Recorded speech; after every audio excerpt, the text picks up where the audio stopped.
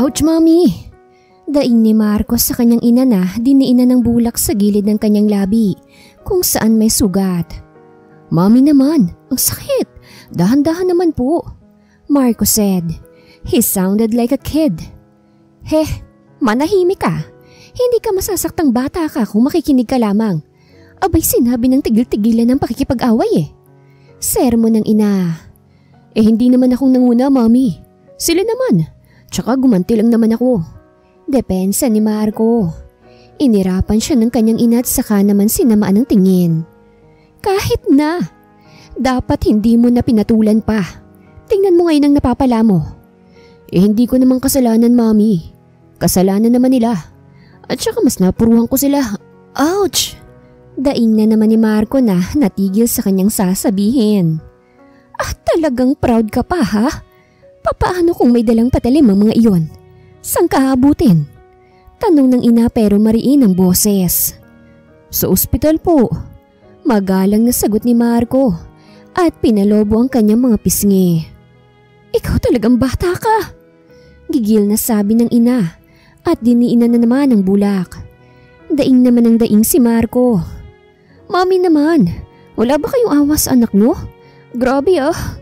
Kunwaring nagtatampong tanong ni Marco. Wala. Asik ng ina at saka iniwanan na. Umayos-ayos kang bata ka at naghahanap na ako ng yaya para sa'yo nang mabantayan ka. Ani ng ina. Napatigil si Marco at gulat na tumingin sa ina. Mom, ayoko.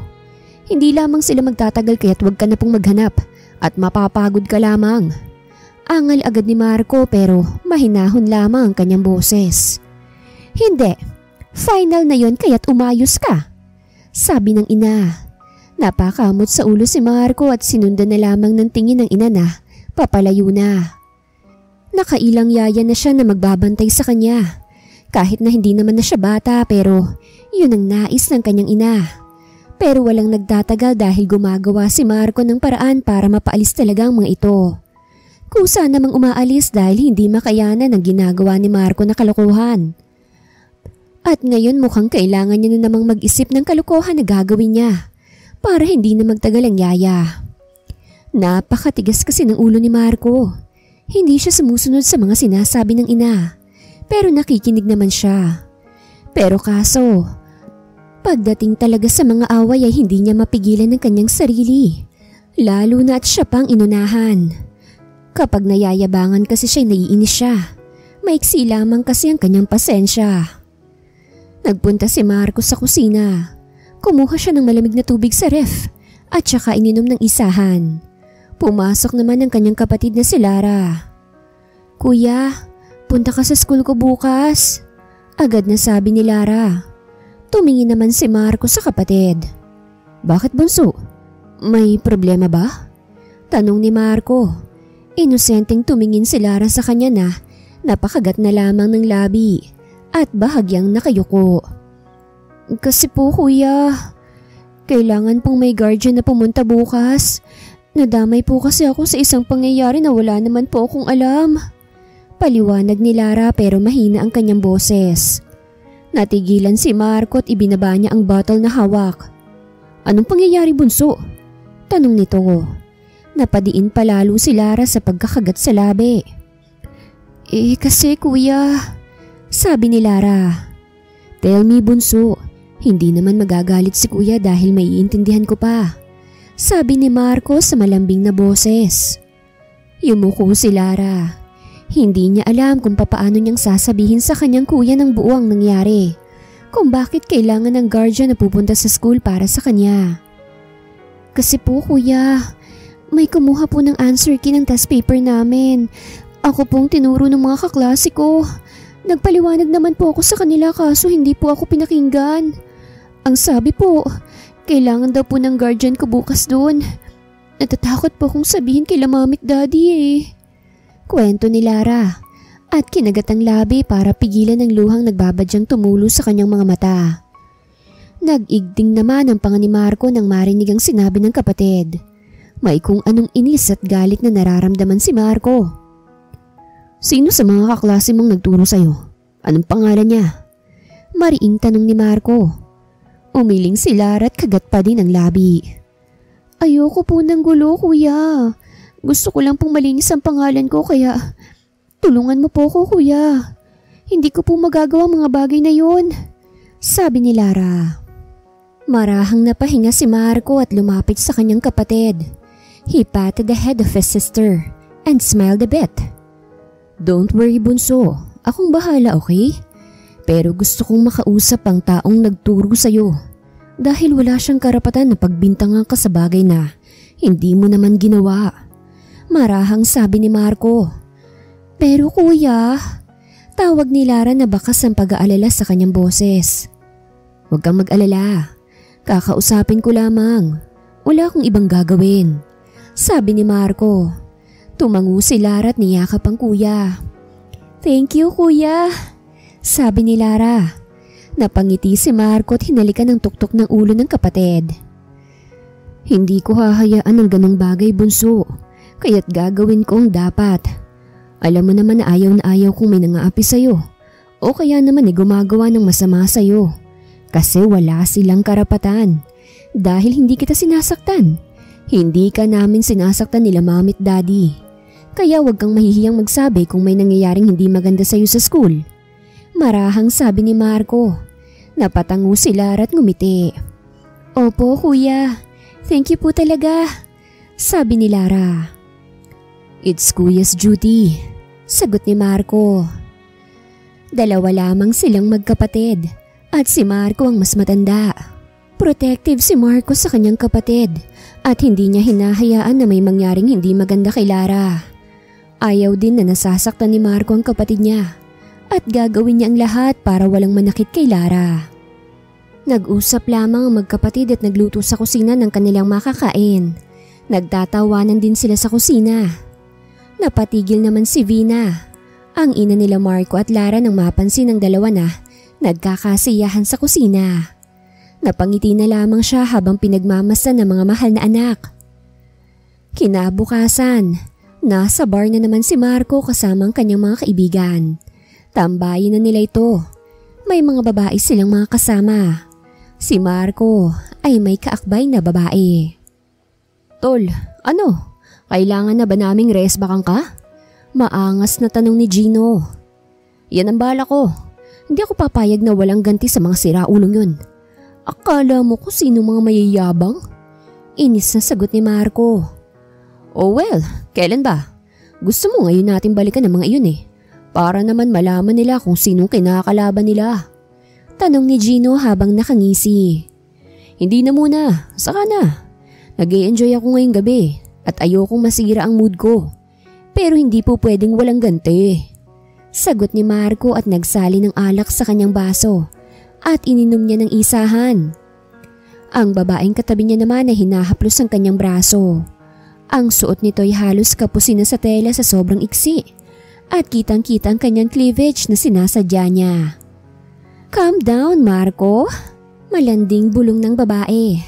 Tumingin si Marco sa kanya. Walang pasabing hinalikan sa labi na tinugon naman ng babae. Pero saglit lamang ang halik. Hindi lamang basagulero si Marco. Babaero din siya. Pero hindi siya nagseseryoso sa mga babae. Pagkatapos niyang magsawa sa isang babae ay iniiwan niya na lamang tong basta-basta. Hoy, huwag naman kayo rito sa harapan namin. Sabat ni Brian nang makitang naghahalikan ng dalawa. Ito lamang matino sa kanila. Pero mapagbirong lalaking ito. Hindi babaero kagaya ng mga kaibigan. Inggit ka lang kasi wala ka. Pangaasar ni Gino pero sinamaan siya ng tingin ni Brian. Masyado ka. Porket meron ka lamang ngayon ang yabang mo na. Hindi yan panghabang buhay. Ganti ni Brian. Hindi kami nauubusan ng mga babae, Brian. Kaya't imposible ang sinasabi mo. Aminin mo na lamang na walang may gusto sa'yo. Pangaasar pa ni Gino. Aba, sobra ka na ha. Hindi kasi ako kagaya nyo na mapaglaro. Hindi ako naglalaro ng feelings sa mga babae, uy. Sabi ni Brian para matigilan ang mga ito. Tanggapin mo na lamang ang katotohanan na walang may nais sa'yo. Pinal na sabi ni Ash. Hindi naman na nagsalita pa si Brian. Ayaw niya nang makipagtalo pa sa mga ito. Dahil silang tama at siya ang mali. Pinagsasabihan ni Brian ng mga ito pero talagang hindi nakikinig. Kaya hinahayaan na lamang niya. Isa pa, sanay na siya sa mga kaibigan na araw-araw, ibang babaeng kasama. Naaawa nga siya sa mga babae dahil alam niyang nasasaktan din ng mga ito. Lalo na't may feelings pa sa mga kaibigan. Pero wala naman siyang magagawa. Ay, basta't bahala kayo sa mga buhay niyo. Kapag talaga makahanap kayo ng mga katapat niyo, tatawanan ko kayo. Sabi ni Brian. Hindi naman umimik ang mga ito sa kanya na dinala ang kasamang babae sa kung saan. Hanggang si Brian at si Marco na lamang naiwan at ang kasamang babae ni Marco. Tumingin si Brian sa mga ito na naglalandian. Huwag na kayong mahiya sa akin, umalis na rin kayo. Sabi ni Brian. Marco chuckled. Hanap ka na kasi para naman hindi ka nag-iisa at hindi boring yung buhay mo. Sabi ni Marco. At hinila na ang babaeng kasama. Talagang iniwan nila ako Parang mga hindi friends. Pero hindi naman masakit. Makakahanap din sila ng babaeng katapat nila. Sabi ni Brian na umiiling. Dinala ni Marco ang babaeng kasama niya sa isang sulok. At doon sila naghalikan na dalawa. Madilim ang sulok kung nasaan sila kaya naman hindi sila basta-bastang makikita. Napapadaing ang babae sa bawat halik ni Marco sa kanya. Natutuwa naman si Marco sa kanyang ginagawa. Babe, baka may makakita sa ating dalawa rito.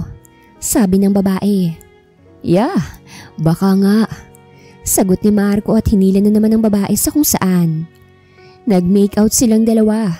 At pagkatapos ay iniwanan na lamang ni Marco ang babae na hindi naman nakaimik dahil sa gulat. Ganun talaga ang ugali ni Marco. Nagbago na talaga siya. Hindi na siya kagaya ng dati. Nagsimula ang lahat dahil sa isang pangyayari. Umuwi si Marco sa kanilang bahay na lasing. Hinatid siya ng kaibigang si Brian dahil siya na lamang ang hindi lasing. Ang iba kasing mga kasamahan ay tumba na.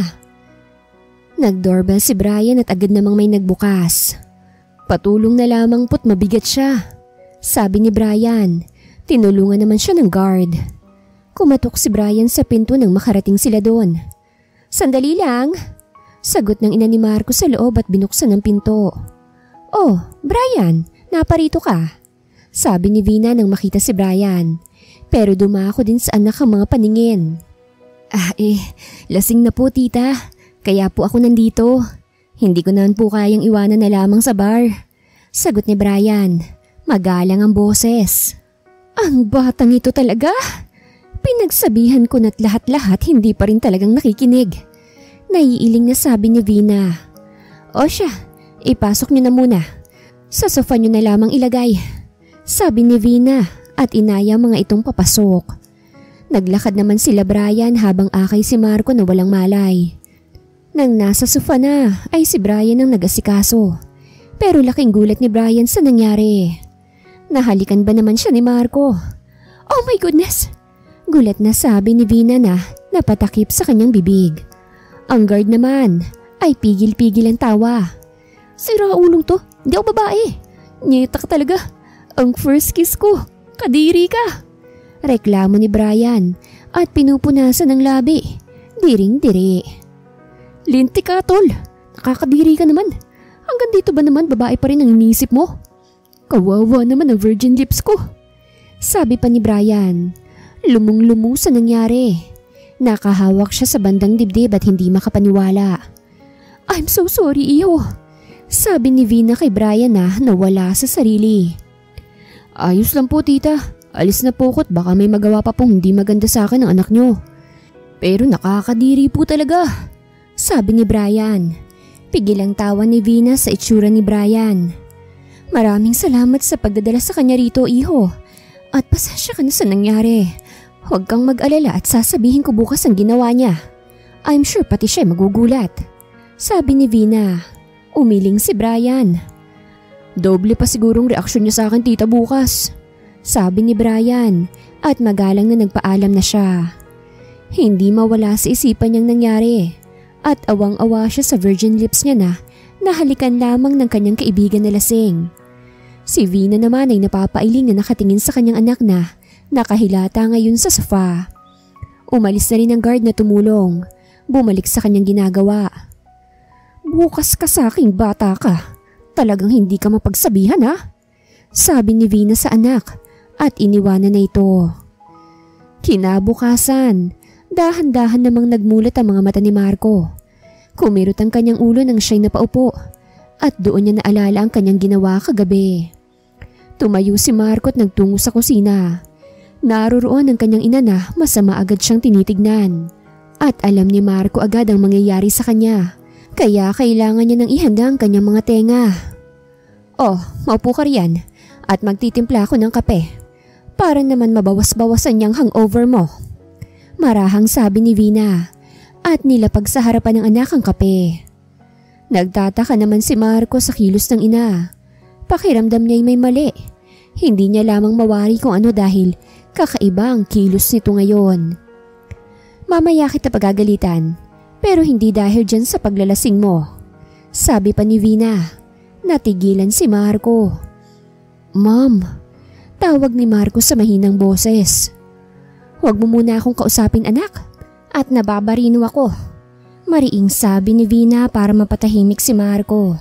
Ziniper niya ang kanyang bibig. Tahimik na humigop ng kape si Marco habang ang inay naghahanda ng almusal para sa kanila. Amoy na amoy ni Marco ang adobo. Tahimik lamang ang mag-ina sa kusina. Walang kahit na sinong nagsasalita sa kanila.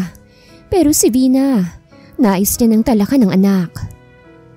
Samantala, sa kabilang banda naman ay problemado ang isang babae na nagngangalang Rhea. Mahahalata sa kanyang mukha ang bakas ng pagka-stress. Meron na rin siyang eye bags. Makikita rin ang pagod sa kanya. Saan ako hahanap ng ganito kalaking pera?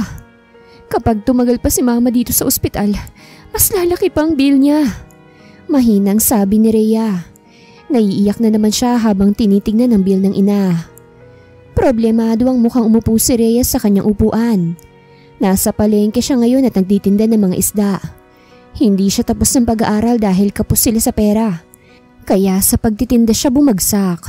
Hindi madali ang buhay nila sa probinsya at walang gaanong magandang trabaho na malaki ang kita. Kaya't kailangan mong maging matyaga. Bestie! Sigaw ni Hana na siyang umalingaw-ngaw sa paligid. Napatingin sa kanyang mga taong naroroon. Ay, peace po! Nahihiyang sabi ni Hana at lumapit kay Rhea. Ano ka ba naman? Bakit ang lakas ng boses mo? Tanong ni Rhea. Ngumuso si Hana. Sorry naman bestie, peace na! Sabi ni Hana at ngumiti. Oh, ano na naman bang kailangan mo? Tanong ni Rhea. Mas lumawak ang ngiti ni Hana para magtaka si Rhea. May nilabas si Hana sa isang papel. Flyer to na kung saan nakasaad doon na may hiring yaya for my son. Here bestie, nakita ko ito kanina sa isang tabi. Naghahanap ng yaya para sa anak. Baka gusto mong subukan kasi malaking sweldo niya oh, tignan mo. Sabi ni Hana at inabot kay Rhea ang flyer na agad naman itong kinuha. Binasa ni Rhea ang nakasulat doon. At gulat siya na makita kung magkano ang sweldo. 20,000 kada buwan? Gulat na sabi ni Rhea. Oo bestie, mag-advance ka ng 20,000 kapag nakapasok ka. Mag-try ka, bestie. Baka sakaling makapasok ka riyan. Sayang naman din. Udyok ni Hana. Legit ba to? Tanong ni Rhea. Oo naman, baliw. Sagot ni Hana. Pero yun lang, sa Maynila siya bestie. May day off naman pero 2 days lang. Sabi pa ni Hana. Napakagatlabi si Rhea. Mabilis ang pintig ng kanyang puso. May nagsasabi sa kanyang subukan niyang mag-apply. Pero may parte rin na nagdadalawang isip pa siya. Bestie, tawag ni Rhea. Sayang siya bestie. Isipin mo na yung advance na 20,000 once na matanggap ka. Mababayaran mo ng bill ng mama mo kaya huwag ka nang magdalawang isip. Pag-uudyok pa ni Hana. Pag-iisipan ko muna bestie, pero gusto kong subukan. Wala namang mawawala eh. Sabi ni Rhea. Napangiti si Hana at napapalakpak. Yan! Yan! Tuwang-tuwang sabi ni Hana. Nagkwentuhan lamang silang magkaibigan habang naghihintay ng mga bibili ng isda. Kahit papano'y may bumibili naman sa kanila. Hyper na hyper din si Hana sa pagtawag ng mga customers at natutuwa si Rhea. She's really thankful to her best friend. Nang maubos ang paninda ni Rhea na isda, ay umuwi na siya dala ang flyer. Hindi niya ito mabitawan at nakatitig lamang siya doon habang naglalakad. Pag-iisipan niya muna. Pag-uwi ni Rhea sa kanilang munting tahanan, ay naabutan niya ang dalawang kapatid doon. Si ate! Sigaw ni James na makita si Rhea. Ito ang kanilang bunso. Kamusta kayo mga kapatid ko? Malambing na tanong ni Rhea sa dalawang kapatid na agad kinuha ang kanyang pasalubong at nagtungo na sa kusina. Ayos naman po kami ate. Gumagawa po kami ng mga assignment. Ngiting sagot ni Jana. 18 taong gulang na. Mabuti naman kung ganon. O siya, sumunod ka na kay James sa kusina. Sabi ni Rhea. Sige po ate. Thank you po sa pasalubong. Magpahinga ka na rin po. Ngiting sabi ni Jana at sumunod na kay James. Nagtungo naman si Rhea sa kanyang silid. Malalim siyang napahinga tinignan ng flyer. Naroroon ang contact number at address kung saan ka mag-a-apply. Walang kailangang dalhin kung hindi sarili mo lamang. I-interviewin ka lamang. Nakatutok lamang si Rhea doon. Ilang minuto siyang nagtagal hanggang sa nakapagdesisyon na. Para kay mama at sa dalawang kapatid kong nag-aaral. Gagawin ko ito para sa kanila. Mahinang sabi ni Rhea habang nakapikit. Walang sinayang na oras si Rhea. Agad na siyang nag-impake. Nilagay niya sa kanyang bag ang mga kailangan niyang dalhin pagluwas sa Maynila. Napatigil siya sa ginagawa nang makitang alkansya sa cabinet niya. She bit her lip. Kinuha niya ang alkansya. Gagamitin na muna kita. Ibabalik ko rin. Kailangan ko lang talaga. Sabi ni Rhea sa alkansya. May ipon siya doon pero hindi niya alam kung magkano. Gagamitin niya yun sa pagluwas ng Maynila at mag-iiwan ng pera para sa mga kapatid para may panggastos pang mga ito. Pagkatapos ni Rhea mag-ayos ng gamit at sarili, ay lumabas na siya. Nakita niya ang mga kapatid na masayang kumakain. Ate, kain ka na rin po. Aya ni James. Rhea smiled. Sige, kain lang kayo. Marahang sabi ni Rhea tumupo sa bakanteng silya. Pinanood ni Rhea ang dalawang kapatid na kumain. Maya-maya ay nagsalita siya. May gustong sabihin sa inyo si ate. Paninimula ni Rhea para mapatingin ang mga ito sa kanya. Ano po yun ate? Magalang na tanong ni Jana.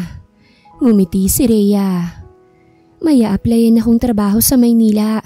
Kaya kailangan ni ating lumuwas. Gusto ko na alagaan niyo si mama at kayo na munang bahala sa kanya. Sabi nito. Napatigil sila Jana at James. Ate, bakit kailangan mo pong umalis? Tanong ni James. Malungkot ang mukha. Malaki ang offer doon bunso eh. Malaki na rin ang bill ni mama. Kailangan na nating mabayaran kung hindi. Baka mademanda pa tayo. Paliwanag ni Rhea. Pero ate, malalayo ka po sa amin.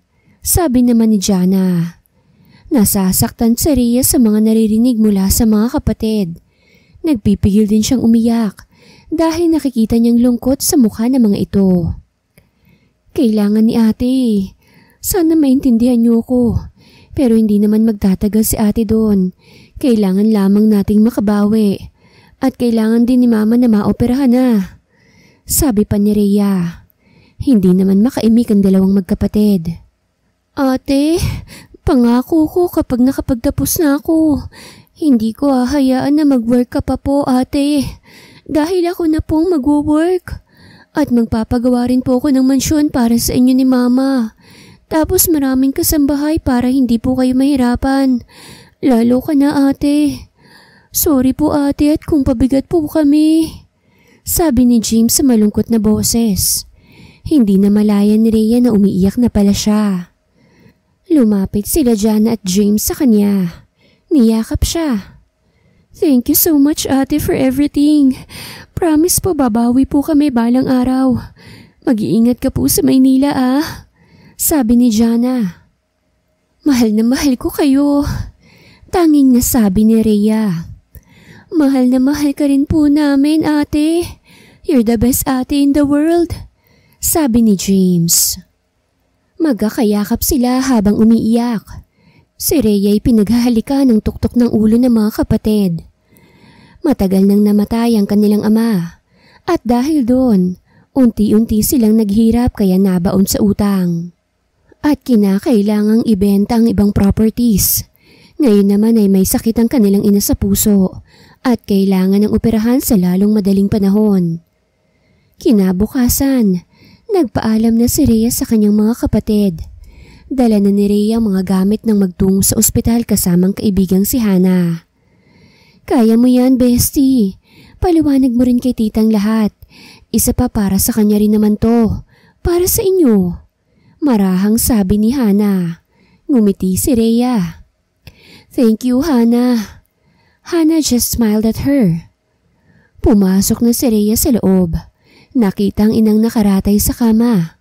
Agad siya nitong nakita kaya ngumiti si Rhea. Anak ko! Tawag ng ina. Lumapit si Rhea. Hello po, ma. Papagaling ka po sabi ni Rhea. Nangilid agad ang gilid ng mga mata. Oo naman anak, magpapagaling si mama para sa inyo. Para sa iyo. Sabi ng ina't ngumiti.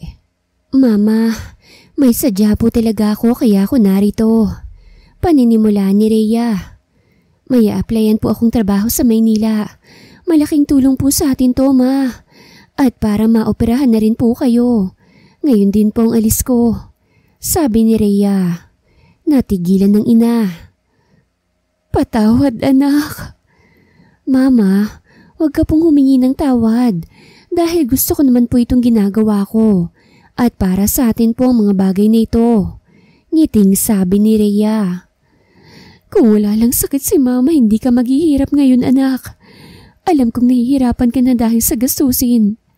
Kaya't patawad, anak, kung pabigat pa si mama. Sabi ng ina. Tumulo ang luha ni Rhea na agad rin naman niyang pinalis. Mahal na mahal kita, mama. At kulang pa po ang mga bagay na ito sa lahat ng sakripisyo niyo para sa amin. Sabi ni Rhea at hinalikan sa noo ang ina. Mahal na mahal din kita, anak. Mahal na mahal ka ni mama. Mag-iingat ka ron, sabi nito. Rhea smiled. Pangako po, mama. Mag-iingat din po kayo rito, At magpagaling ka po. Dapat pag uwi ko magaling ka na. Ngiting sabi ni Rhea. Ngumiti rin ng ina. Pangako, anak ko. Sagot ng ina. Isang masarap na yakap ang ginawad ng mag-ina sa isa't isa bago sila tuluyang nagkalayo. Nang lumabas si Rhea sa siliday, mabigat ang kanyang nararamdaman. Salamat, Hana. Thank you so much dahil hanggang ngayon nandiyan ka pa rin sa tabi ko. Tapos ngayon ikaw pang magbabantay kay mama at sa mga kapatid ko. Sabi ni Rhea kay Hana. Hoy, huwag na tayong magdramahan. Parang hindi ka nababalik Isa pa, ano pa't magkaibigan tayo Kung hindi tayo magtutulungan. Malaki rin naman ang naitulong mo sa akin nung nag-aaral pa tayo. Pinapakopya mo ko kaya sapat lang din na tulungan kita. Sabi ni Hana. Parehas silang natawa ng pagak. Basta, sobrang salamat. I'm really thankful sa'yo. Sabi ni Rhea. Napayakap na lamang si Hana sa kanya. Mahal na mahal kita, bestie. Saksi ako sa lahat ng mga pinagdaanan mo at sakripisyo mo sa pamilya mo. At proud ako doon kasi naging matatag at malakas ka pa rin sa dami ng nangyari na sa'yo. Mahal na mahal kita. And you're the best anak na nakilala ko. Ingat ka rin Huwag kang papaapi. Sabi ni Hana. Thank you, Hana. Sagot naman ni Rhea. Nagyakap ang magkaibigan bago naghiwalay. Kumaway sila sa isa't isa. Napahinga naman si Rhea nang makasakay ng bus. Hindi niya alam ang mangyayari sa kanya sa Maynila, pero gagawin niya ang best niya. 5 oras ang biyahe ni Rhea bago makarating sa Maynila. Nang makababa siya, ay agad niyang hinanap at ipinagtanong ang address ng nasa flyer. May alam naman na siya sa Maynila kasi nakapunta na siya rito noon, pero hindi niya kabisado. Good afternoon po. Dito po ba ang Altazar Mansion? Tanong ni Rhea sa isang manang sa labas ng mansyon na kanyang nakita. Humarap ang manang sa kanya. Good afternoon din, iha. Dito nga. Isa po ako sa mag-a-apply bilang yaya. Nakita ko po kasi sa flyer. Sabi ni Rhea at ipinakita ang flyer. Tumango ang manang at ngumiti. Ay, siya sige. Pumasok ka, iha. Baka ikaw na ang hinihintay ni madam. Sabi ng manang at sinamahan si Rheyang makapasok. Namamangha si Rhea sa kanyang nakikita. Hindi niya maiwasang mapangiti at mangarap. Pagpasok niya sa loob, ay mas namangha siya lalo. Madam, narito na pong aplikante. Sabi ni manang. Humarap naman si Vina na busy sa pag-ayos sa mga frame. Napangiti si Vina nang makita si Rhea. Hello, iha. Good afternoon. Ngiting bati ni Vina. Ngumiti si Rhea at nagbigay galang. Good afternoon din po, ma'am. Ako po si Rhea Rosales, taga Quezon Province po. Nakita ko po sa flyer na dala ko po ngayon na naghahanap daw po kayo ng yaya. I am ready for the interview po. Magalang na sabi ni Rhea. You're hired, iha. No need for an interview. Natigilan si Rhea sa narinig. Nagulat. Po, tanggap ka na, iha, at po pwede ka nang magsimula. Wala namang rules sa pagiging yaya mo. Basta't ikaw nang bahala sa anak ko. Basagulero kasi at nasasangkot sa mga away. Laman din ng media kasi, iba't ibang mga babae ang kasama. Pagsabihan mo na lang din, kasama ka sa bawat lakad niya para mabantayan mo. Sabi ni Vina. Hindi pa nagsisink in kay Rhea ang naunang sinabi nito. Tapos ay may nadagdag pa. O siya, ipakikilala kita mamaya sa anak kong sakit sa ulo. Ikaw nang bahala ah. Basta't ang sweldo mo, nasa flyers naman na. Ngiting sabi ni Vina. Napakurap na lamang si Rhea. Sige po ma'am, I'll do my best po. Sagot ni Rhea. Huwag kang mahihiya dito, iha ha. You're free. Malaya ka sa lahat ng gagawin mo. Maayos na rin ang tutulugan mo. Sabi pa nito. Tara't dadalhin kita ron. Sabi pa nito't naunang maglakad. Hindi pa rin nagsisinkin sa utak ni Rhea ang lahat. Pero napangiti siya't nagpasalamat sa Panginoon. Dahil tanggap siya. At mauoperahan na ang mama niya. Mababayaran na rin ang bill ng hospital. Ikaw nang bahala dito sa silid mo ha. Kung anong gusto mong gawin ay okay lang. Mamaya, ililibot kita rito sa mansyon. Sabi ni Vina. Hindi nawawala ang ngiti sa labi. Hindi po ba nakakahiya ma'am? Baka busy po kayo. Medyo nabibigla rin po ako. Pag-amin ni Rhea. Pagak na natawa si Vina.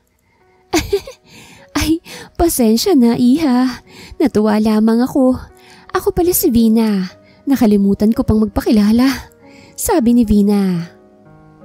Nagkausap silang dalawa at sinabi ni Vina ang ugali ng anak. Nakinig naman si Rhea.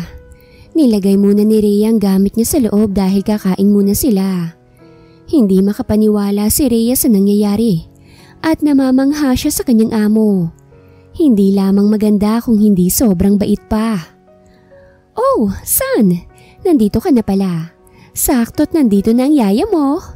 Tuwang sabi ni Vina. Mom, hindi ko kailangan ng yaya. Inis na sabi ni Marco. Natigilan si Rhea at bumilis ang pintig ng puso dahil sa boses ng lalaki. Umayos kang bata ka kung ayaw mong iban ko ang lahat ng credit cards mo. Maging nice ka sa yaya mo. Sabi ni Vina. Napasimangot na lamang si Marco habang may hinihiwa. Kaya nakatalikod to sa kanila. Humarap ka't ipakikilala ko ang bago mong yaya. Mariing utos ng ina para tumigil si Marco at humarap. She's Rhea. Be nice to her ah. Lagot ka sa akin kapag may ginawa kang hindi maganda. Banta ng ina. Natigilan si Marco nang makita si Rhea na siyang natigilan rin. Nagtama ang kanilang mga mata at may kakaiba sa kanilang mga tingin at reaksyon. Mabilis pa rin ang pintig ng puso ni Rhea. Si Marco pala iha, ang anak kong sinasabi ko sa iyo kanina. Mabait naman yan. Dati nga lang. Vina said and she chuckled. Hindi siya pinansin ng dalawa. Natigilan si Vina dahil sa nararamdaman niyang kakaiba. Napakurap si Rhea at tumikhim. Good afternoon po, Sir Marco. Nice to meet you po. Umiwas ng tingin si Marco. Hindi siya nagsalita. Umalis na lamang bigla. Sinundan naman ng tingin ni Vina. Pagpasensyahan mo na, iha. Ganun talaga yon? Hindi ko nga alam kung bakit biglang nagbago yung anak ko eh. Maayos naman dati yan. Hay! Sabi ni Vina at umiling. Napakagatlabi si Rhea. Hindi alam ang sasabihin. Gulat pa rin. Magluto na lamang tayo ng makakain. Maalam ka bang magluto, iha? Tanong ni Vina. Opo, maalam naman po. Sagot ni Rhea. Napapalakpak si Vina. Yay! That's good! Paborito nga pala ni Marco ang adobo. Kaya kapag bad mood yan, lutuan mo na lamang. Sabi ni Vina. Tanging tango lamang na isagot ni Rhea. Masaya silang dalawa na nagluto sa kusina. Komportable si Rhea kay Vina at namamangha siya dahil grabe ang pagturing nito sa kanya. Pagkatapos nilang kumain ay nilibot siya ni Vina sa mansyon. Manghang-mangha naman si Rhea. Nung gabi naman ay nakilala ni Rhea ang kapatid ni Marco na si Lara. Mabait din to sa kanya at mahinhin ang boses. Maayos ang naging unang araw ni Rhea. Mabait din ang ibang mga tauhan sa kanya na naging close niya kagad. Ngunit hindi niya na makitang muli pa si Marco. Maging ang anino nito'y wala. Pero pinagsawalang bahala na lamang ni Rhea. Kinabukasan ay maagang nagising si Rhea. Naglinis siya kahit papano. Kahit wala naman yun sa mga need niyang gawin. Nagluto rin si Rhea after.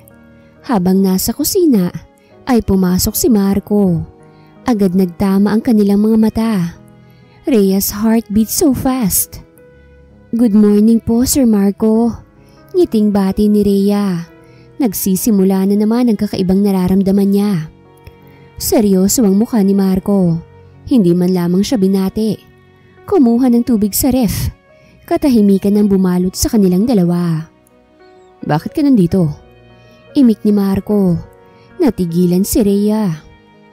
After many years, ngayon ka magpapakita? Anong binabalak mo? Ano bang kailangan mo? Kagatlabing hinarap ni Rhea si Marco. Sir, wala po akong masamang balak. Maayos po akong nagtatrabaho dahil kailangan ko. Kung ano man pong iniisip niyo ay hindi yun totoo. Pero kayo pong bahala. Marahang sabi ni Rhea. Umalis ka na parang wala lang ako.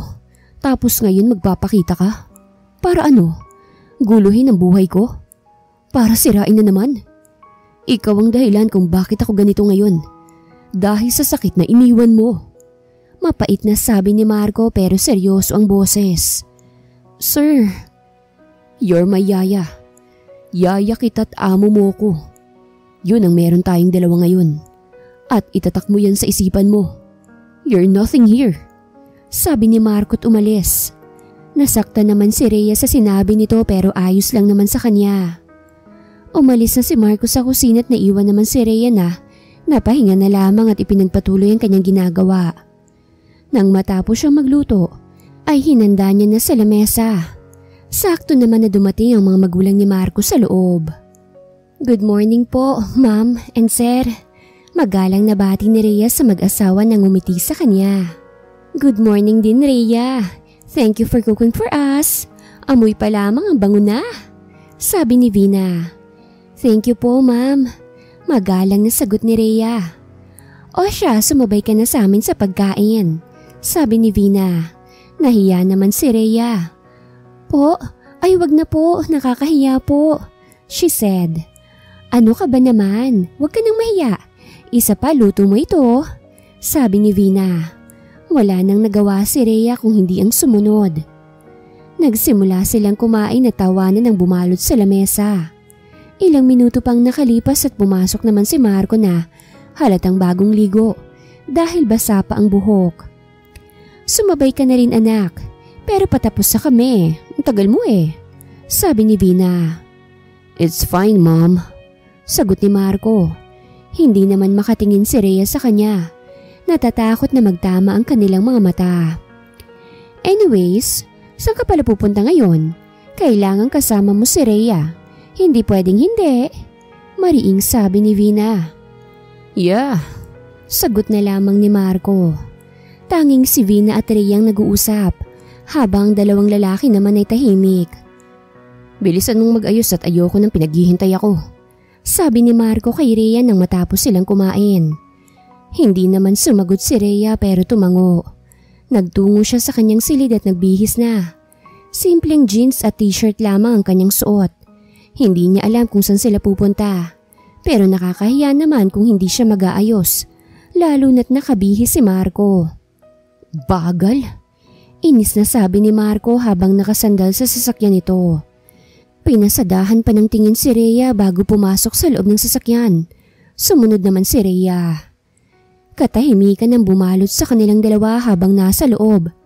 Nasa passenger si Rhea at nakasandal ang ulo sa bintana. Hindi niya alam na palihim siyang sinusulyapan ni Marco. At ang tingin nito'y halo-halong emosyon. How are you? Tanong ni Marco bigla. Nagitla naman si Rhea na napaayos ng pagkakaupo. Kamusta ka sa ilang taong wala ako? Anong nangyari sa'yo? Marco asked. Nahigit ni Rhea ang kanyang hininga. Hindi niya inaasahan ang tanong ni Marco sa kanya. How's tita? Your siblings? Tell me everything. Sabi pa ni Marco na hindi man lang tinitignan si Rhea na bakas ang pagtatakang nakatingin sa kanya. Napakagatlabi si Rhea bago siya sumagot. Maraming nangyari pero nakakayanan naman ngayon at maayos naman, sagot ni Rhea. Tell me more. Hindi maipaliwanag ni Rhea ang nararamdaman pero mabilis ang pintig ng kanyang puso at may kung anong saya siyang nararamdaman. Hindi ako nakatapos ng college, Rhea said. Napalingon si Marco sa kanya. Kapos kami sa pera eh. Simula nang mamatay si tatay ay nabaon kami sa utang. Yung ibang properties namin nabenta na. Nasa ospital ngayon si mama kasi may sakit siya sa puso at kailangan ng maoperahan. Kaya rin ako lumuwas dito sa Maynila para may pangbayad kami sa bill kasi malaki na. At para may pangpa-opera na kay mama. Nag-aaral naman ang dalawang kapatid ko. Kwento ni Rhea. At pagkatapos ay tahimik na siya dahil hindi niya alam ang sunod na sasabihin. I'm sorry, Marco said with his soft voice. Kumunot naman ang noo ni Rhea sa pagtataka. Bakit? Rhea asked. Never mind. Tanging sagot naman ni Marco. Nakarating sila sa kanilang paroroonan. Lumabas sila sa kotse at sumunod lamang si Rhea kay Marco. Isang maliit na bahay ang nasa harapan nila ngayon. Napansin ni Rhea na parang nasa isang gubat sila. Sumunod ka sa akin at wala kang ibang gagawin. Maupo ka lamang doon. Huwag kang gagawa ng kahit na ano. Manahimik ka lamang dahil hindi ka allowed magsalita. Just watch kung anong nangyayari sa loob. Malamig na sabi ni Marco. Rhea nodded. Pumasok na sila sa loob. Kakaibang amoy agad ang nalanghap ni Rhea. Amoy ng pinaghalong alak at sigarilyo. Naririnig niya rin ang mga tawanan at hagik-hikan. Napansin agad ni Rhea ang mga lalaki nakaupo sa sofa at may mga katabing babae. Napatingin si Rhea kay Marco na naglakad papunta sa mga kasama. Hindi siya makagalaw sa kanyang kinatatayuan. Pinagmamasdan niya si Marco na makipag-apir sa mga lalaking naroroon habang nakangisi. Umupo si Marco sa sofa at may babae agad na inakbayan. Mukhang nakalimutan na ni Marco na may kasama siya. Hindi akalain ni Rhea ang kanyang nakikita. At dahil doon, alam niyang malaki ng pagbabago ni Marco. Hindi na ito ang Marco na nakilala niya noon. Ibang-iba na sa Marco na kanyang minahal. At hindi niya maiwasang masaktan dahil sa nasasaksihan. Tol, kasama mo? Tanong ni Gino nang mapansin niya si Rhea na agad namang napaayos ng pagkakatayo. Lahat ng atensyon ng mga ito ngayon ay nakay Rhea na. Nagtataka ang mga mukha at may namamangha naman. Si Marco naman ay seryoso lamang. Ang mga babaeng katabi naman nila ay walang pakialam. Yeah, she's my yaya. Sabi ni Marco. "Weh, ang ganda naman niyang yaya mo," sabi ni Brian. Mangha ang mukhang nakatingin kay Rhea na nahihiya naman. "Hello po," pagbati ni Rhea. "Tara dito ka sa amin," sabi ni Gino, nakangisi. "No, dyan lamang siya sa isang tabi. Hindi ko dapat isasama yan kaso kailangan," sabi ni Marco. Napayuko na lamang si Rhea at nagpunta sa isang tabi. May upuan naman doon kaya umupo siya. "Dapat hindi mo nalang sinama kung hahayaan mo lamang siya dyan. Kawawa naman," sabi ni Brian sa mahinahong boses. "Tss, walang kailangang ikaawa sa kanya dahil hindi naman siya kaawa-awa. Hayaan niyo na lamang siya dyan," Marco said. Pinanood ni Rhea ang mga ito. Hindi niya maiwasang mapangiti ng mapait sa nakikita. Nakaakbay si Marco sa babaeng kasama na napapahagik-hik naman kapag hinahaplos si Marco ang kanyang braso. Para bang may tumutusok sa puso ni Rhea dahil nasasaktan siya. Ibang-iba na talaga ang lalaking minahal noon. Lumipas sa mga linggo na pananatili ni Rhea sa pamilya Altazar. Masasabi niyang maayos naman siya doon. Maayos ang pakikitungo sa kanya na mag-asawang Altazar. Marami rin siyang mga natutuhan at ginagawa niya ang kanyang trabaho. Palagi siyang kasama ni Marco kahit saan siya magpunta. Kahit na wala lamang ang kanyang presensya kay Marco ay naroroon pa rin siya. At dahil sa pagsama niya ay marami siyang bagong natutuklasan kay Marco. Nagkakausap din naman silang dalawa ni Marco. At naguguluhan si Rhea sa mga ikinikilos nito sa kanya.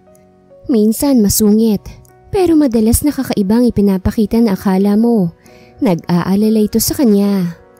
At dahil doon, naguguluhan ang puso ni Rhea. Hanggang sa napagtanto niyang bumabalik na ang nararamdaman niya kay Marco. Pero natatakot siyang aminin sa lalaki dahil hindi na sila kagaya ng dati. Kaya itinatago niya na lamang. "Rhea," tawag ni Marco kay Rhea na nasa garden. "Po?" Magalang na tanong naman ni Rhea at humarap kay Marco na namumungay ang mga mata. Free ka ba mamaya?" tanong ni Marco. "Opo, wala naman po akong gagawin," sagot ni Rhea. Napakagatlabi si Marco.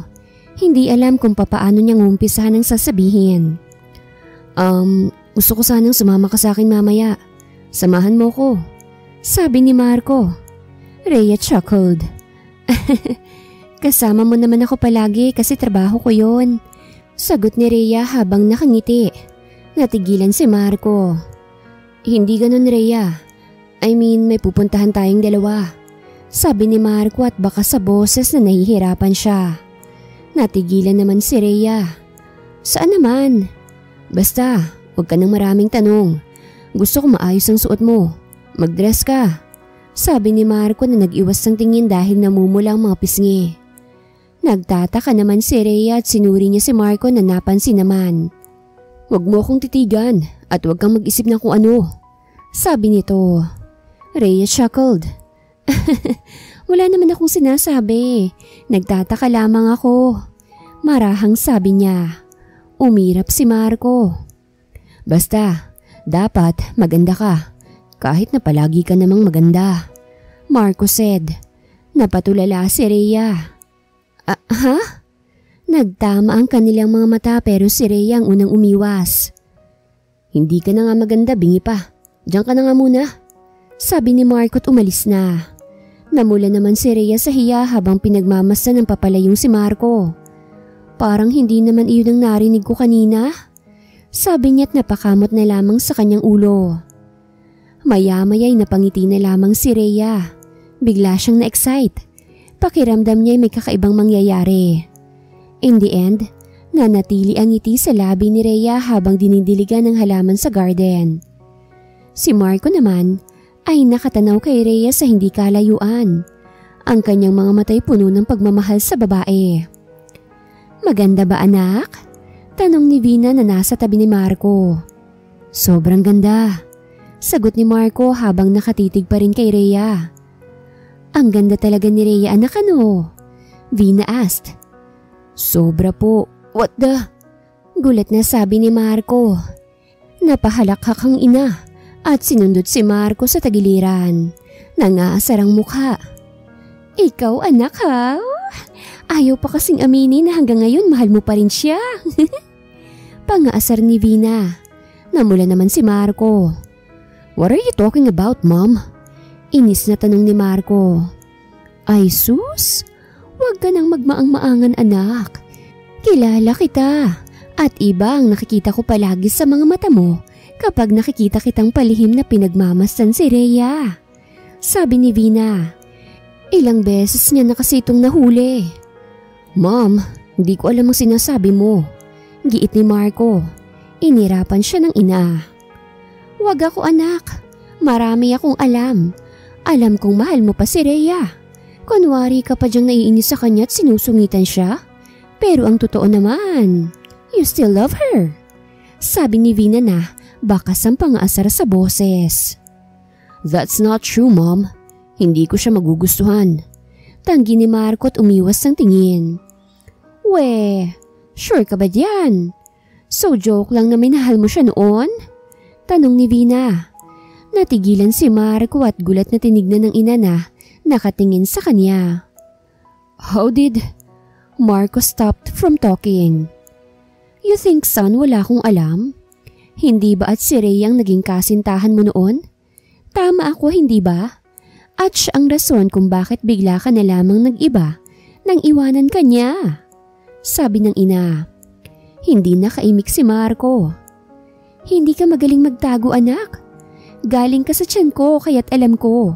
Mas marami pa nga akong alam kesa sa'yo. Pero hindi ko naman pinakilala si Rhea sa inyo ni Dad. Kaya't paano mo nalaman? Marco asked. Tumingin si Vina kay Rhea. Sa palagay mo, bakit tinanggap ko kagad si Rhea bilang yaya mo, ha? Sa dami nang nag-a-apply. Bakit siya? Tanong ng ina. Hindi nakasagot si Marco. Kasi alam ko, syempre. Magaling akong mag-imbestiga. At alam ko rin ang tungkol sa family niya. Kaya mas kilala ko pa ang girlfriend mo anak. She's not my girlfriend, Mom. Sabi ni Marco. Girlfriend mo pa rin kasi wala namang kayong closure. At nung umalis si Rhea noon dahil umuwi siya ng probinsya dahil sa papa niyang namatay. That's the story. Kaya't alamin mo muna hindi yung ganyan ka. Pero ikaw rin, baka magsisi ka sa huli kung tatanggi ka pa rin hindi mo siya mahal. Sabi ni Vina tuminga. Nanatiling tahimik si Marco na nakatingin kay Rhea. Good luck son. Gumawa ka ng paraan para maayos na kayong dalawa. Sabi ng ina at tinapik ang kanyang balikat bago siya iwanan. The truth is, dati niyang kasintahan si Rhea. Magkarelasyon silang dalawa noon pero bigla na lamang siyang iniwanan ni Rhea. Without saying something. And because of that, nagbago si Marco. Wala silang closure kaya hindi masasabing nag-break silang dalawa. Inaamin din niya na nagkaroon siya ng konting galit kay Rhea. Pero nawala na yun nang makita niyang muli ito. Tinago ni Marco ang totoong nararamdaman niya. Kaya ganun na lamang ang ipinapakita niya kay Rhea. Pero hindi niya pala kaya kasi mahal niya pa rin si Rhea. Si Rhea pa rin talaga at wala nang iba pa. Si Rhea din ang muling magpapabalik sa kanya sa dati. Ang totoong babaeng minamahal niya lamang. Kinagabihan, parehas na silang dalawa na naghanda. Nakasuot ng pants at black shirt si Marco na bumagay naman sa kanya. Maayos din ang kanyang buhok na may gel. Hinihintay niya si Rhea sa labas habang nakasandal siya sa kanyang sasakyan. Kagatlabi naman si Rhea habang papalabas at nanlalamig habang palapit ng palapit kay Marco na agad napatingin sa kanya. Sorry, natagalan. Sabi ni Rhea na siyang napayuko dahil pinasadahan siya ng tingin ni Marco. Nagtagalan titig nito sa kanya. Namumungay ang mga mata. Ayos lang, tara. Sabi ni Marco at pinagbuksan si Rhea ng pinto. Nakayukong naglakad naman si Rhea papunta doon. Grabe ang pintig ng kanyang puso at ang pagpipigil ng ngiti. Ang gwapo niya. Mahinang sabi ni Rhea sa sarili at humagikik. Natahimik lamang nang pumasok na si Marco. Saan tayo? Rhea asked. Walang tayo. Sagot ni Marco. Di wala. Nagtatanong ng maayos. Emote ni Rhea. Marco chuckled. Just kidding, love. Bulong ni Marco pero sapat para marinig ni Rhea. Para mas lalong mabaliw ang puso niya. Hindi siya makatingin kay Marco. Grabe ang pagkakagat niya sa labi. Nakangiti naman si Marco habang nagmamaneho. Pagdating nila sa lugar ay inalalayan ni Marco si Rhea. Nakukuryente naman siya kapag magtatama ang kanilang mga balat. Nakahawak si Marco ngayon sa bewang ni Rhea habang naglalakad silang papasok sa isang restaurant. Nirentahan kong buong restaurant for us para walang istorbo. Sabi ni Marco na inalalayan pa si Rhea sa pag-upo. Sa atin? Hindi makapaniwalang tanong ni Rhea. Kakasabi ko lang, love, unlimited. Ani Marco. Rhea blushed. Inikot niya ang mga paningin sa kabuuan. Hindi siya makapaniwala sa nakikita. May lamesa sa harapan nila. May flowers at may mga plato at kutsara. May dalawang lalaki din sa gilid na may hawak na violin. Ang lugar ay romantic para sa magkasintahan. Marco, hindi kayo nagkakamali ka lamang ng lugar? Mahinang tanong ni Rhea. Umirap si Marco. No, bakit naman ako magkakamali? Taas kilay na tanong ni Marco. Kasi, bakit ganito ang place? Hindi siya sinagot ni Marco na kinuha ang kumpol ng bulaklak at ibinigay kay Rhea na gulat at napasinghap. Para sa babaeng napakaganda sa balat ng lupa. Marco said softly. Kinuha naman ni Rhea yon. Thank you, Marco. Kahit na hindi ko alam kung para saan ba to. Rhea said. Para sa panliligaw ko. Diretsyang sabi ni Marco. Natigilan si Rhea. Awang ang labi at nanlalaki ang mga mata ng bahagya. Hindi makapaniwala. Ano? Tanong ni Rhea. Ano ba naman yan, love? Bakit parang nabibingi ka na? Inis na tanong ni Marco. Napakurap si Rhea. Nagpipigil ng tawa. Napatakip na lamang siya ng kanyang mukha. Huwag kang mainis kasi nagugulat lamang ako. Napahinga si Rhea. Ngingiti-ngiti siya. So anong mga gusto mong sabihin sa akin, Marco? Para malinawan naman ako. Rhea asked. Nangaasar ang boses. Wala naman akong kailangang sabihin. Kung ano nang sinabi ko, yun na yun. Sabi ni Marco. Oo, sige. Sabi mo I-enjoy na lang natin to. Rhea said pero sinusubukan niya lamang si Marco. Nainis naman si Marco at hindi na nakatiis. Nasaan na palang food? Tanong ni Rhea na inilibot ang mga paningin. Rhea, I still love you. Mahinang sabi ni Marco. Ha? Ano? Bumakas na naman ang inis sa mukha ni Marco imbis na wala na. Mahal pa rin kita. Pag-uulit ni Marco. Hindi ko masyadong marinig. Sabi ni Rhea pero inaasar niya lamang si Marco. Nakakainis na ha. Pasalamat ka, mahal kita. Sabi ni Marco na umiwas ng tingin. Nauubusan ng pasensya. Natutuwa naman si Rhea sa kanya. Ano? Pakilakasan nga. Sabi ko mahal kita. Mahal na mahal kita, Rhea. Ikaw pa rin ang mahal ko. Malakas na sabi ni Marco. Ngumiti si Rhea ng malapad. Ganun ba? Oh, thank you. What? Gulat na tanong ni Marco. Bahagyang nanlalaki ang mga mata. Yun lamang ang sasabihin mo? He asked. Ano bang dapat kong sabihin? Maang ni Rhea. Masama siyang tinignan ni Marco. Inis na inis. Sobra ka na. Akala mo madaling umamin. Tapos ganyan ka lang. Kung alam mo lang kung gaano ko katagal tinago at nag-isip kung papaano aamin tapos. Napatigil si Marco sa pagsasalita. Nang putuli ni Rhea. I love you too, Marco. Malambing na sabi ni Rhea. Ano? Ikaw naman ngayon ang nabibingi. Ganti ni Rhea. Ulitin mo, love. Gusto ko ulit marinig, please. Marco pleaded. Kagat ang labi para pigilan ng ngiti. Mahal din kita, Marco. Ikaw lang simula noon hanggang ngayon. I'm so sorry kung bigla na lamang akong umalis nang wala man lang maayos na paalam. Sorry sa lahat, sabi ni Rhea. No love, don't say sorry, sabi ni Marco at tumayo papunta kay Rhea. Bahagya siyang yumukod. Hinaplos niya ang mga pisngi ni Rhea habang namumungay ang mga mata. I'm so happy, love. Liligawan ulit kita, sabi ni Marco. Abay dapat lang no, paghirapan mo ulit ako. May kasalanan ka pa sa akin eh. Sinungitan mo ko tapos may mga kasama kang ibang babae. Ngusong sabi ni Rhea. Marco chuckled and pinched her cheeks. Ikaw lang naman ang mahal ko. And you're the reason bakit ako ganun. Umangat ang kilay ni Rhea sa narinig. So sinisisi mo ako? Malditang tanong niya. Hindi sagot ni Marco. Pero promise love, hindi na mauulit pa. Pangako. And I'm sorry sa mga nagawa ko rin. Malumanay na sabi ni Marco. Okay lang naman sa akin pero syempre, pagsisihan mo dapat kaya paghirapan mo uli ako. Hindi ako basta-bastang bibigay kahit na mahal kita.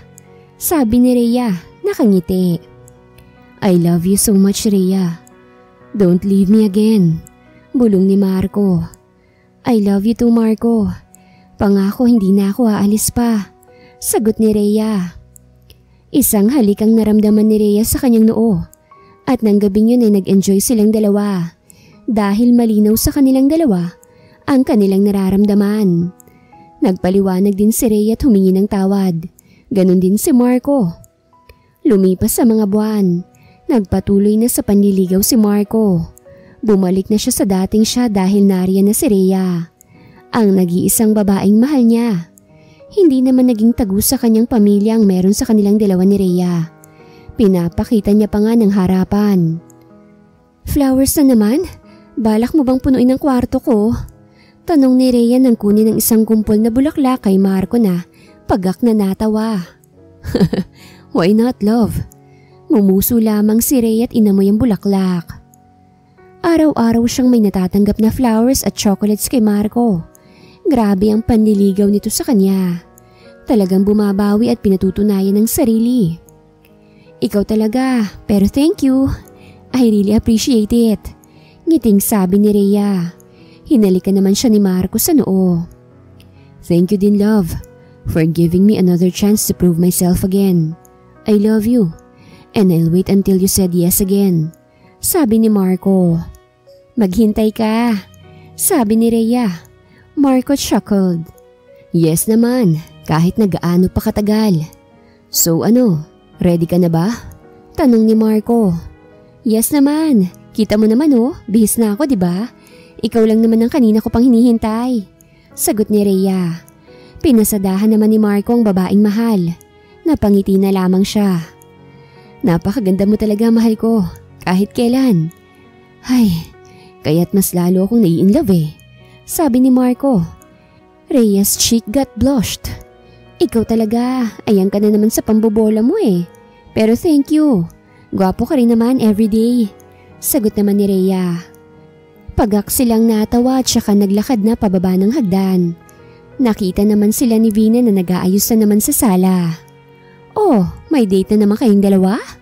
Tanong ni Vina. Opo ma'am. Sagot ni Marco na gwapong-gwapo sa ngiti. Masyado ka na talagang bumabait anak ha, porket nandyan na si Rhea. Pero tigas ng ulo dati, sabi ng ina. Napakamot si Marco sa ulo. Ma'am naman, huwag mo naman akong ipahiya sa babaeng mahal ko. Baka mamaya hindi ako sagutin. Pagak siyang tinawanan ng ina. Di-deserve mo anak. Ang dami mo kayang naging babae nung wala si Rhea. Kaya't ikaw Rhea, pahirapan mo yung anak ko ha. Huwag mong basta-bastang sagutin. Paluhurin mo muna sa harapan mo. Ngising sabi ni Vina. Huwag po kayong mag-alala. Ako na pong bahala kay Marco. Takot niya lamang po sa akin. Sabi ni Rhea. Kayo masyado niyo na akong pinagtutulungan na dalawa. Porket close kayo Sabi ni Marco. Parang bata. Ay naku anak, masaya akong bumalik ka na sa dati. Si Rhea lang talagang kailangan. Hindi ako nagkamali na siyang tinanggap ko. Napangiti naman sina Rhea at Marco. Nalaman ni Rhea ang tungkol sa bagay na alam na pala ng ina ni Marco na naging magkasintahan sila dati. At kilala na siya nito una pa lamang, pero nagpanggap na hindi kilala. Nagulat si Rhea nang malaman, but in the end, masaya siya. Tapos ngayon mas close na sila ng mga magulang ni Marco. O siya, mag-iingat kayong dalawa ha? Date muna mga anak, huwag mo nang gagawa ng anak. Sabi ni Vinat na pahalakhak. Namula na lamang si Rhea sa hiya. Kamot ulo naman si Marco. Ma'am, ikaw talaga. Nasabi na lamang ni Marco. Hinalikan muna ni Marco ang ina sa noo. Maging si Rhea ay humalik sa pisngi ni Vina. Ingat kayo mga anak ha. I'm so happy para sa inyo. Stay in love. Sabi ni Vina sa mga ito na nginitian siya. Nang makalabas na sila at makapasok sa kotse, ay nagtanong si Rhea kung saan sila ngayon pupunta. Saan tayo? Rhea asked. Uuwi tayo sa inyo, love. Sagot ni Marco. Natigilan si Rhea sa gulat. Sa amin? Humarap si Marco sa kanya. Nakangiting kinuhang isang kamay niya at hinalikan. Ngayon na ang opera ng mama mo. Mas lalong nagulat si Rhea. Nagtataka siyang tinignan si Marco. Ako nang bahala sa pagpapa-opera ni Tita, love. Huwag ka sanang magalit. Napakagatlabi si Rhea at nagpipigil ng iyak. Thank you so much, Marco. Thank you. Wala akong masabi. Wala ka man lang sinasabi sa akin sa bagay na ito. Marco smiled at her. Dahil gusto kong ma-surprise ka. Pero love, huwag mong iisipin ang gastos ha. Tulong ko na ito. Namin ni Mami. Sabi ni Marco. I love you, Marco. Sabi ni Rhea. I love you more, love. Gusto kong maging masaya ka palagi kaya't gagawin ko ang lahat. Sabi ni Marco. Hindi na napigilan ni Rhea ang luhang naglandasan. Yumakap siya kay Marco na niyakap siyang pabalik at hinalikan ang tuktok ng kanyang ulo habang hinahaplos ang kanyang buhok. Shh! Tahan na, love. Huwag nang umiyak, mahal ko. Baka mamaya magalit sa akin si tita kapag nahalata niyang umiyak ka. Biro ni Marco. I'm just so happy and grateful, Marco. Because I have you in my life. Sabi ni Rhea. Mas doble ang saya ko, mahal. Sagot ni Marco. Hapon na sila nang makarating kina Rhea. Sa ospital sila dumiretso at saktong nagpapahinga naman ang ina ni Rhea dahil katatapos lamang ng operasyon nito. Ma, tawag ni Rhea sa ina na napatingin sa kanya. Anak, nandito ka na. Mahinang sabi ng ina. Lumapit si Rhea sa kanyang ina. Bakas ang panghihina sa mukha dahil sa operasyon. Naoperahan ka na, Mama. Gagaling ka na po at lalakas na muli. Sabi ni Rhea na hindi napigilan ng sarili na wag umiyak. Maraming salamat, anak. Sa lahat. Naiiyak na sabi ng ina. Wala po yun, Mama. Nararapat lamang po na gawin ko ito dahil mahal po kita. Isa pa po, hindi po akong may dahilan kung bakit ka po naoperahan. May gusto po akong ipakilala sa inyo. Sabi ni Rhea at sinenyasan si Marco na lumapit. Good afternoon po, ma'am. Magalang na pagbati ni Marco. Mama, si Marco po pala. Dati ko po siyang kasintahan. Pakilala ni Rhea sa ina. Siya bang kinikwento mo sa akin noon, anak? Tanong ng ina. Ngumiti si Rhea. Opo, Mama. Boyfriend ko po ulit siya ngayon. Sagot nito. Natulo si Marco sa kanyang kinatatayuan dahil sa narinig. Gulat na napatingin kay Rhea na nakangiti. Love, tawag ni Marco. Ayaw mo ba? Rhea asked. No, gusto syempre. Wait, hindi pa rin mag-sink in sa utak ko eh. Sabi ni Marco. Pagak na natawa si Rhea. Mahal ko po si Marco, Mama. Simula po noon hanggang ngayon po. Sabi ni Rhea. Nakinig naman si Marco. Puno ng pagmamahal ang kanyang mga mata at grabe ang pintig ng puso sa kasiyahan na nararamdaman. Masaya ako para sa iyo, anak. Masaya kung napunta ka sa tama't maayos na lalaki na aalagaan at mamahalin ka ng sobra. Ngiting sabi ng ina. Thank you po, Mama. Magpagaling po kayo Marami po tayong mga kailangang gawin. Sabi ni Rhea at hinalikan ng ina sa noo. Bago umalis pero nagpaalam sila ng maayos. Hanggang paglabas at pagsakay nila ng sasakyan ay tahimik lang si Marco dahil hindi pa rin siya makapaniwala. Hindi naman din umiimik si Rhea na nakangiti pero natatawa siya deep inside. Tahimik sila sa kotse hanggang sa makarating sila sa kanilang destinasyon, sa isang garden park na tambayan ni Rhea. Sinabi naman ni Rhea ang daan kay Marco nung una kaya alam nito. "Hey, bakit hindi ka nagsasalita?" Tanong ni Rhea nang makababa sila. Kumurap si Marco nang mapatingin sa kanya. Hindi ko alam ang sasabihin ko. Pag-amin ni Marco. Rhea chuckled. Hindi ka pa rin ba makapaniwala na girlfriend mo na ako ulit at boyfriend na kita? Tanong ni Rhea. Hindi mawala ang ngiti. Totoo na ang lahat? Napahalakhak si Rhea tsaka lumapit kay Marco. Tumingkayad siya dahil matangkad si Marco sa kanya ng konti. Hinalikan ni Rhea ito sa pisngi. Totoo to Marco, totoong muli. Magkasintahan na ulit tayong dalawa. Sumiksik siya sa leeg nito. Parang bata, hinaplos ni Rhea ang kanyang buhok. Hindi lang ako makapaniwala pa love na talagang totoong tayo na. But I'm really happy. Mas lalo kitang mamahalin. Magpakasal na kaya tayo agad? Natawa si Rhea sa kanyang sinabi. Mag-propose ka na muna, sabi ni Rhea. Napahiwalay si Marco sa kanya. Nanlalaki ang mga mata. So, pakakasalan mo ko? He asked. Oo naman, bakit hindi? Wala ka bang balak pakasalan ako? Are you not sure about me pa ba? Rhea asked. Napailing si Marco. Love, matagal na akong sure sa'yo. Kahit pa marami akong naging babae ay hanggang landi lang naman ako sa kanila. Dahil ikaw lang ang mahal ko. Ikaw lang ang tinitibok ng puso ko. At sa'yo lang ako nababaliw. Kaya sure pa ako sa 100%. Sabi ni Marco na malalim ang paghinga. Natatawa na lamang si Rhea. Naman pala di mag-propose ka na muna. Sabi ni Rhea. Mahal na mahal kita Rhea. Nababaliw na naman ako. Sabi ni Marco at niyakap ang kasintahan. Mahal na mahal din kita Marco. Sagot ni Rhea.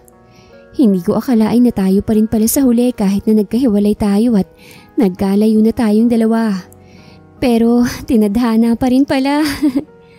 Dahil tayo talaga sa isa't isa.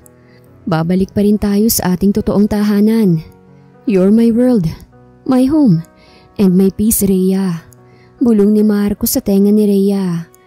I'm grateful to have you in my life. Pakakasalan kita. Magpapakasal tayong dalawa pero ayoko munang magmadali. Gusto kong mag-enjoy muna tayo.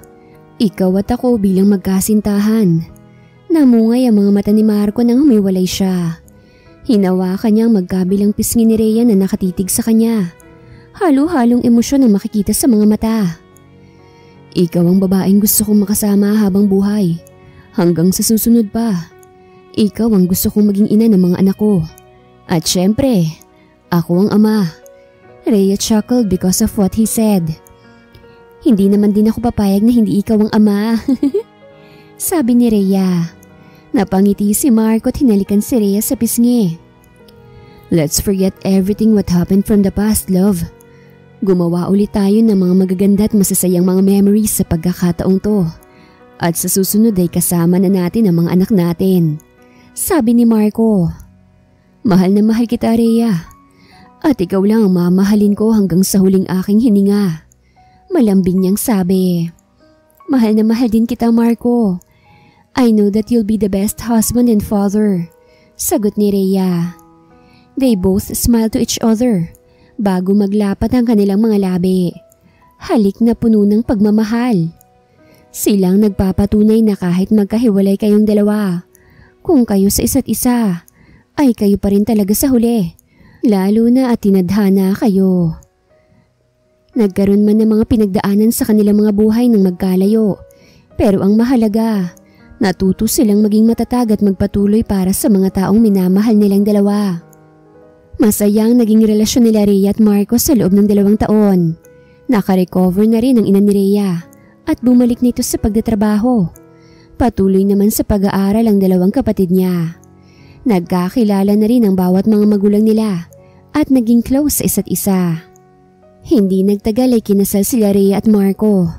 Makalipas ang 3 taon, natupad din ang kanilang pangarap na magkaroon ng anak na siyang nagbigay lalo ng kulay at pag-asa sa kanilang buhay at pagmamahala na walang hanggan. Wakas.